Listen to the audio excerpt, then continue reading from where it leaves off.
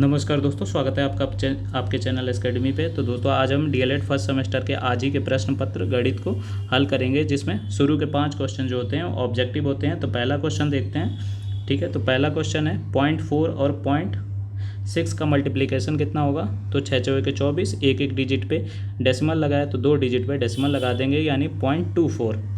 वह संख्या ज्ञात कीजिए जिसका 24% 96 है। तो सभी संख्याओं का आप 24% निकालते रहिए तो 200 का 24% 48 आ जाएगा। इसी प्रकार जब आप 400 का निकालेंगे तो 96 आ जाएगा। तो ऑप्शन तीसरा जो है वो सही हो जाएगा। तिर्यक रेखा में एक ओर के अंतःकोण बताने हैं, तो ये समांतर रेखा होगी, इसमें तिर्यक ये रेखा होगी, इसमें एक ओर के जो एंगल होते हैं उनका सम होता है 180, जिसको हम संपूरक कहते हैं। तो ये ऑप्शन जो है वो फोर्थ सही हो जाएगा। अगला प्रश्न देखते हैं, जिसमें कह रहा है कि किस संख्या में तीन का स्थानीय मान सबसे कम है। तो 3 लिखना है, जितनी संख्या है उतने 0 लगा देने हैं, फिर चेक करना है कि किसमें सबसे कम है। तो यहाँ पे आप देख पाएंगे 3 का मान सबसे कम है, क्योंकि 3 यूनिट प्लेस या इकाई अंक पे है।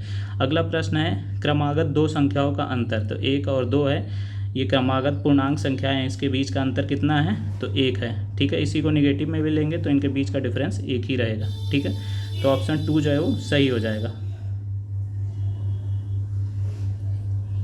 अब हम देखते हैं अति लघु उत्तरीय प्रश्नों को, जिसमें पहला है रेखाखंड। रेखाखंड क्या होता है, तो जो 2 फिक्स्ड पॉइंट होते हैं उनके बीच की जो डिस्टेंस होती है या रेखा होती है उसी को रेखाखंड या लाइन सेगमेंट कहते हैं। अगला प्रश्न है इसका मान क्या होगा। तो किसी भी संख्या को अगर 0 से गुणा कर रहे हैं तो 0 ही आएगा, यानी 0 उत्तर हो जाएगा। एक माला बनाने में 1/3 मिनट समय लेता है।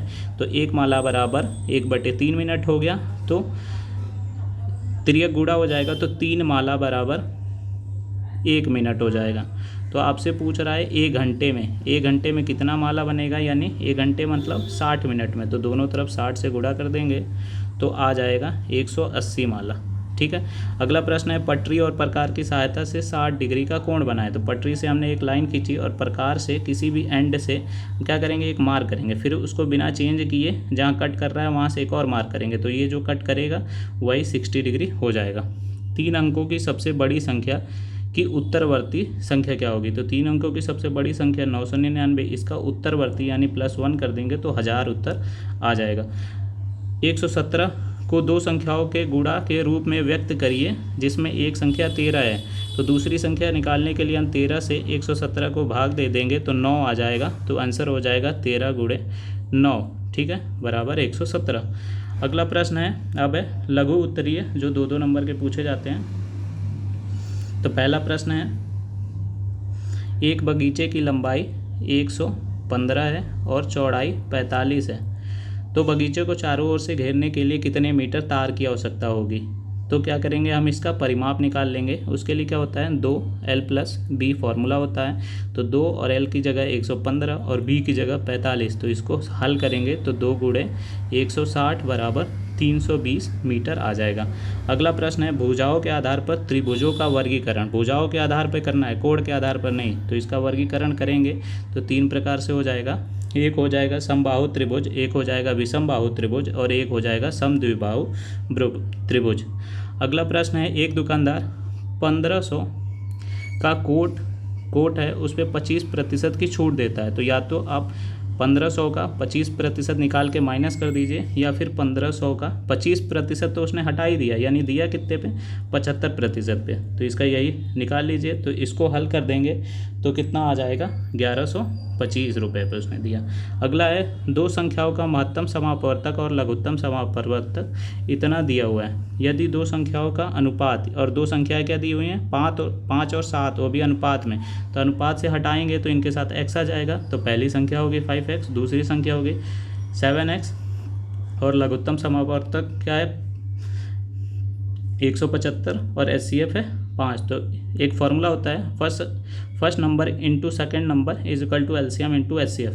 तो इसी को अब हम हल कर लेंगे। तो 5 से 5 कट गया और 7 से 175 कट गया 35 बार में। तो इधर बचा x और x, तो x² बराबर यहाँ 25 आएगा, 25 हो गया। और स्क्वायर को उधर भेजेंगे तो रूट हो जाएगा, नहीं है x का मान आ गया 5। तो अब हम जो दोनों संख्याएं थी उसमें x का मान रख देंगे। तो पहली संख्या थी 5x, तो x रखेंगे तो 5वां 25 आ गया, और दूसरी संख्या थी 7x, तो x रखेंगे तो 7 5 35 आ गया। तो बड़ी संख्या पूछ रहा था तो हो जाएगी 35।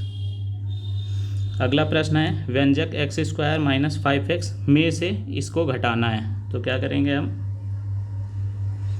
इसमें से इसको घटा देंगे तो बीच में माइनस का साइन लगाएंगे और इस माइनस से इसमें मल्टीप्लाई हो जाएगा। तो x² minus 5x plus 4 minus 3x square plus 6x minus 3 हो जाएगा। तो इसको हल करेंगे तो स्क्वायर वाला स्क्वायर के साथ तो क्या आ जाएगा -2x² प्लस x प्लस 1। अगला है विजातीय व्यंजक क्या होते हैं। तो विजातीय व्यंजक वो होते हैं जिसमें क्या होता है, जो वेरिएबल्स होते हैं वो अलग अलग होते हैं। जैसे ये 5x है और 2ab है, तो ये इसके ये वेरिएबल हैं, ये क्या है, अलग अलग है, ये आपस में हल नहीं हो सकते हैं। ठीक है। इसके अलावा सजातीय पूछा होता तो जैसे 2a हो जाता, 3a हो जाता, तो हम इसको आपस में जोड़ देते तो 5a हो जाता। तो सजातीय वो होते हैं जिसको आपस में जोड़ या घटा सकते हैं, विजातीय वो होते हैं जिसको हम आपस में जोड़ या घटा नहीं सकते हैं। अगला प्रश्न है